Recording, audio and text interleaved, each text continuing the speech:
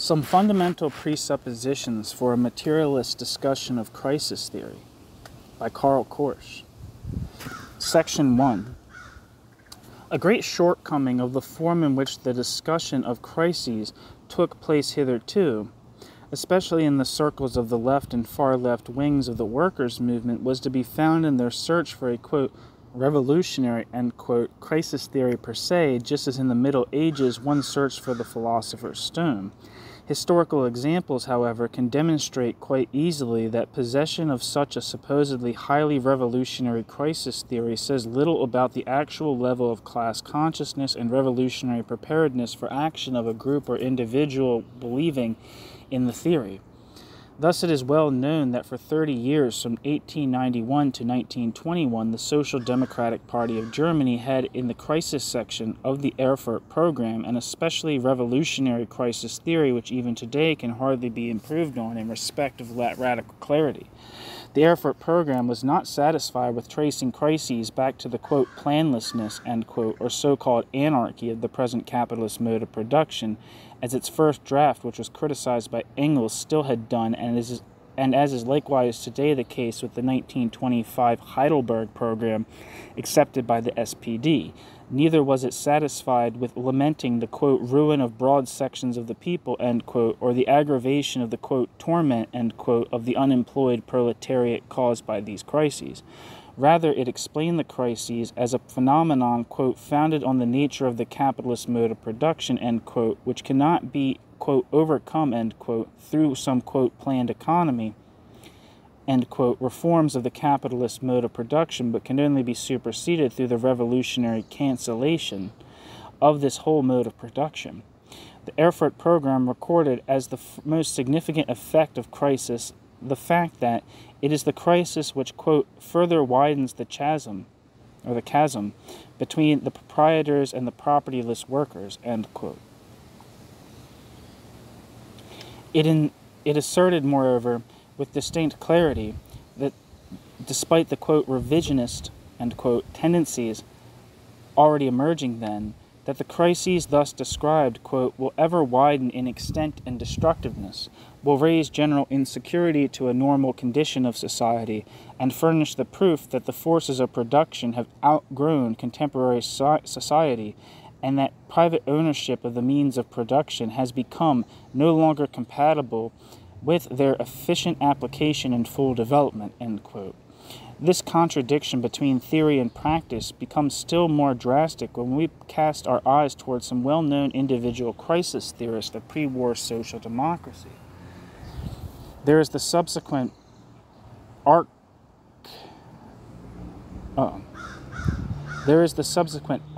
reformist Heinrich Kunow, C-U-N-O-W, I'm going to assume it's Kunow,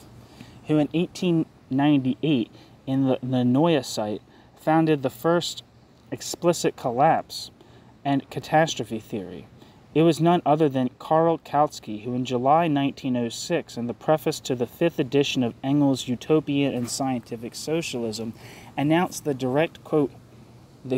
imminent, quote, death crisis, end quote, of the capitalist system, which, quote, this time has no chance ever again to be softened by a new era of prosperity on a capitalist basis, end quote.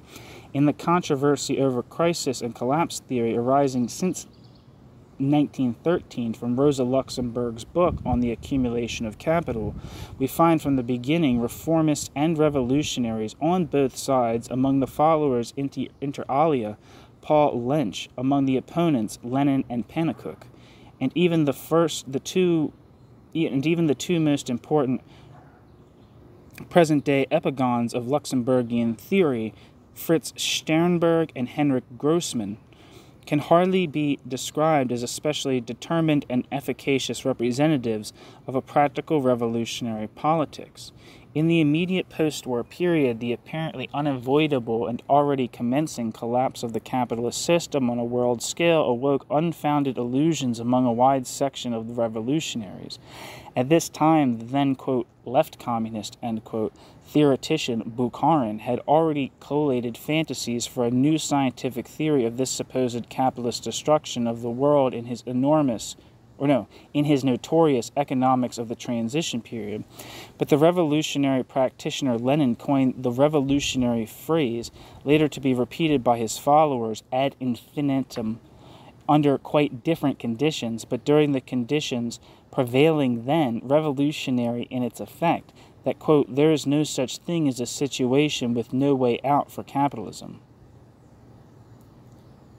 end quote. Section 2. The various crisis theories that have hitherto emerged in the workers' movement are in reality much less of an indication of the revolutionary class consciousness and capabilities for action achieved by their originators and followers than a passive and belated reflection of the objective reality of the ongoing crisis-like total condition of the capitalist mode of production, or even of only a temporary economic crisis. One could, from this viewpoint, represent the whole historical development of socialist crisis theories from Fourier and Sismondi to the various subsequent temporal phases of Marx, Engels, and later Marxist, and the crisis theories of the Marx epigons up to Sternberg and Grossman, Lederer and Naftali, right into their ultimate theoretical details as merely a passive reflection of their respective previous objective economic development. From the same viewpoint, one could also, beyond the framework of crisis theories, represent all the important struggles over direction which have arisen within the socialist movement during the last 50 years as mere consequences and reflexes of the immediately preceding conjuncture within the capitalist crisis cycle. A lot of noise has been made about the question as to whether the old Engels in the introduction to Marx's essay on class struggles in France had surrendered a part of the revolutionary political basic propositions of original Marxism. One can better pose this question with regard to certain remarks of Engels in the preface to the German edition of The Poverty of Philosophy and in a footnote to the third volume of Capital, published in 1894. Here there is talk about a recently quite changed character in the cycles of modern industry and about the removal of or strong decline of, quote, most of the old crisis points and circumstances for crisis formation, end quote. It is quite possible that these remarks of Engels constituted the first ideological reference point of that theory, seemingly only represented by Bernstein's revisionism at the turn of the century, but today already quite openly represented by all social democratic doctrinal experts, which saw the task of the socialist workers' movement no longer as that of exploiting the crisis for increased struggle for the revolutionary overcoming of the capitalist mode of production, but rather as that of weakening down and, quote, subduing, end quote, such crisis within the framework of the capitalist mode of production. Of course, Friedrich Engels was far removed from such conclusions. The replacement of the previous crisis cycles by a, quote, new form of equilibrium, end quote, forecast on the basis of the conditions of the previous 2 decades, he termed, on the contrary, a transition to, quote, chronic stagnation as the normal condition of modern industry, end quote. He thereby not only became the direct originator of crisis theory of the 1891 Erfurt program discussed above, but also became the real father of the notion of the so-called death crisis, which, as pictured already at the Erfurt Congress by Wilhelm Liebknecht and later by Kanov, Kautsky, and many others, was to drive contemporary society with a, quote, iron logic, end quote, into a, quote, catastrophe, into its own unavoidable doom, end quote. Things developed differently when the stagnation already declared, quote, chronic, end quote, by Engels turned in the mid-90s into a new immense upswing of the capitalist mode of production. Edward Bernstein then and later said publicly that it was these new economic facts which, at this time, brought about his fundamental attack on all revolutionary elements of hitherto existing social democratic politics, and caused Bernstein, in particular with regard to crisis theory, to categorically state that due to the latest development of the capitalist system, quote, general business crises after the fashion of earlier ones are now to be regarded as unlikely, at least for a long time, end quote. From Bernstein's remarks and the theoretical and practical consequences already deduced thereupon by its originator, a straight line leads to the official social democrat crisis theory as represented for and by Hilferding and Lederer, Tarnov and Naftali. I term this fundamental stance of today's social democrat crisis theory as the, quote, subjective stance, in contrast to both of the other two fundamental stances to the crisis problems still to be discussed. The social democratic theory states that in modern organized capitalism, whether actual or, quote, tendential, necessary and unavoidable crises will not occur anymore. The first, quote, scientific argumentation or proof for this thesis, at first only set up by Bernstein as a factual assertion, is contained in the familiar theory of Hilferding's finance capital. It forecasts the overcoming of capitalist crises by a capitalist, quote, general cartel, end quote, to be created by and with the acceptance and support of the working class, which will carry through the planned regulating of bourgeois production based on capital and wage labor. After the war, Hilferding declared once more expressly that he always had, quote, rejected every economic theory of collapse, end quote. The fall of the capitalist system, quote, would not emanate from the intrinsic laws of this system, end quote, but would have to be the, quote, conscious deed of the working class, end quote. This, quote, theory of Hilferding is until this day the basis of not only the Social Democrats, but also that of the Bolshevist Soviet theoreticians and plan engineers and others advancing subjective and voluntaristic crisis theories and theories for overcoming such crises. One must not think, however, that these theories, modulations of which echoed still some years ago through a whole forest of social democratic journals and books, have for their originators and followers been, quote, proven false, end quote, by the facts of the existing capitalist reality. Experience has shown that, for instance, Edward Bernstein still adhered to his thesis of crisis overcoming, designed in 1899, when in the following year, 1900, the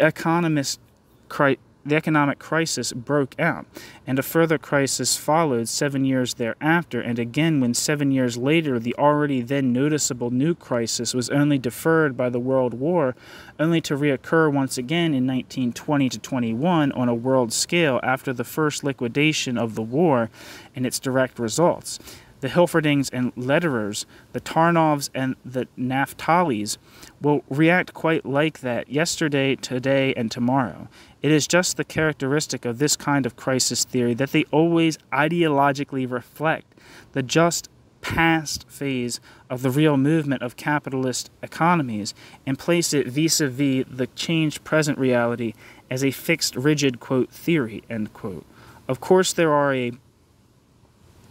host of other excuses, like the explanation of the current world economic crisis as a result of wars,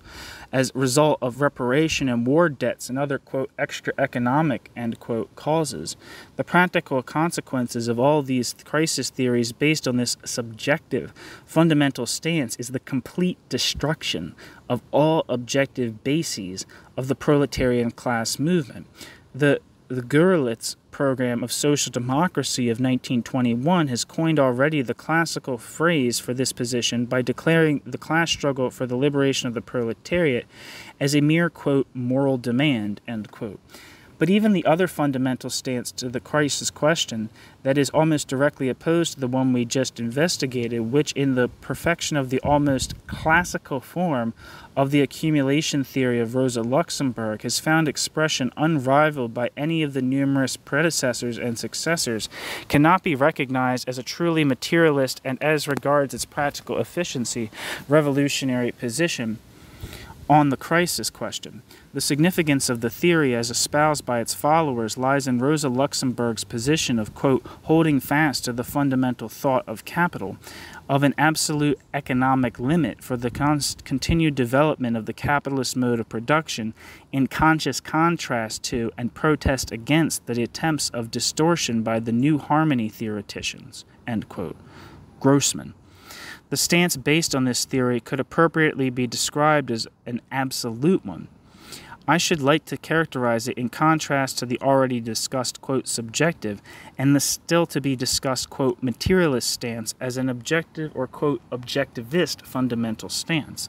It is of no consequence here from which assumed objective system of laws of the capitalist mechanism of production, the objectively guaranteed economic necessity of its imminent collapse is derived in detail. On the other hand, nothing will change the, quote, objectivism, end quote, of these theories, not even their followers' assurance that they are not at all recommending to the proletariat, quote, a fatalistic awaiting for the automatic collapse, end quote, but, quote, only, end quote, are of the opinion that the revolutionary action of the proletariat, quote, achieves the conditions for successfully defeating the resistances of the dominating class only through the objective tremors of the existing system, end quote, Grossman. Such a theory of an objectively given economic tendency of development whose ultimate goal can be grasped in advance employs pictorial notions rather than unequivocally determined scientific concepts. Furthermore, it is founded inevitably on insufficient induction, appears to me as not suitable for bringing forward that full earnestness of self-disciplined activity of the proletarian class struggling for its own goals, which is as much necessary for the class war of the workers as it is for every other ordinary war. In contrast to the two fundamental stances so far illustrated, it appears to me that a third fundamental stance to the crisis question is possible, and just this one alone deserves the designation of a truly Marxian materialist stance. This position explains the whole question of the objective necessity or avoidability of capitalist crises as a senseless question. In this general form, within the framework of a practical theory of the revolution of the proletariat, it agrees with the revolutionary critic of Marx, George Sorel, who will not consider Marx's general tendency of capitalism to catastrophe generated by the insurrection of the working class,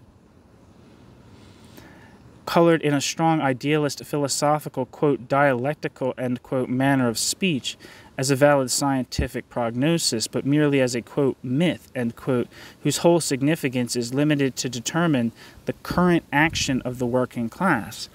The materialist stance is, however, not in accord with Sorel when he generally wants to limit the function of any future social theory of revolution to form such a myth. The materialist stance rather believes that certain, if not always limited, prognostic statements sufficient for practical action can be made on the basis of always more exact and thorough empirical investigation of the present capitalist mode of production and its recognizable imminent tendencies of development. The materialist, therefore, investigates thoroughly the given situation of capitalist production, including the contradictions found therein, among which are also the situation, the level of consciousness, the organization, and the readiness for struggle of the working class and all the various levels of the working class in order to determine its action. The most important basic traits of this theoretical and practical materialist fundamental stance have been classically formulated in general form without being especially related to the crisis problem in the polemic of the year 1894, when the young Lenin attacked the subjectivism of the popular revolutionary Mikhailovsky, together with the objectivism of the then leading Marxist theoretician Struve, and confronted both with his own activist materialist standpoint. Quote, when proving the necessity of a given number of facts, the objectivist always runs the risk of assuming the standpoint of an apologist of these facts. The materialist reveals the class contradictions and thereby establishes his standpoint, end quote. Lenin. Translated by Karl Heinz Otto and Andrew Gilles Peters.